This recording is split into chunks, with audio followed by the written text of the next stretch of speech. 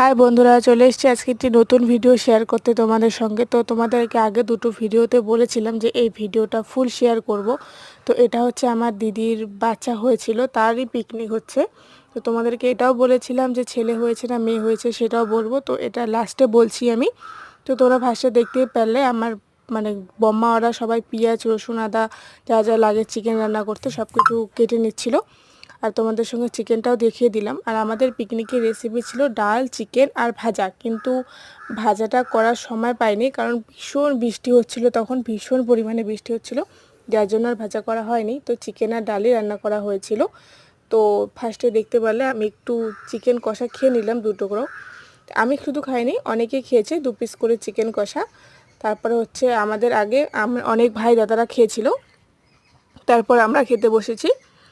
তারপর শশা ছিল, শশা লেবু কাটা হলো, তারপর শশা লেবু আর হচ্ছে মসুরির ডাল, এসব দিয়ে পিকনিকটা কমপ্লিট করা হলো। সাথে মিষ্টিও ছিল, সেটা দুপুরে খাওয়া হয়েছে। বেবি হওয়ার খুশিতে যখন পিকনিক, তো অবশ্যই মিষ্টিমুখ করতেই হবে। তো ডালটা রান্না করেছিল আমার এক কাকি, আর চিকেনটা উনি রান্না করেছিল। ভীষণ টেস্টি হয়েছিল, ডাল আর চিকেন কষাটাও অনেক ভালো হয়েছিল। তো চলো তোমাদেরকে এখন বলেই দিচ্ছি আমার দিদির বেবি ছেলে হয়েছে না মেয়ে হয়েছে। তো মেয়ে হয়েছে, আমরা তাতে অনেক খুশি।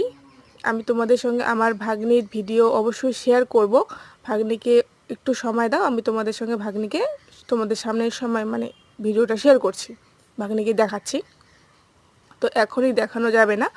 তো তোমরা যদি কেউ দেখতে ইচ্ছুক থাকো আমার ভাগ্নিকে, তাহলে তোমরা কমেন্ট করো, তাহলে আমি দেখাবো। আর যদি তোমরা কেউ কমেন্ট না করো তাহলে আজ ভাগ্নির ভিডিও শেয়ার করব না।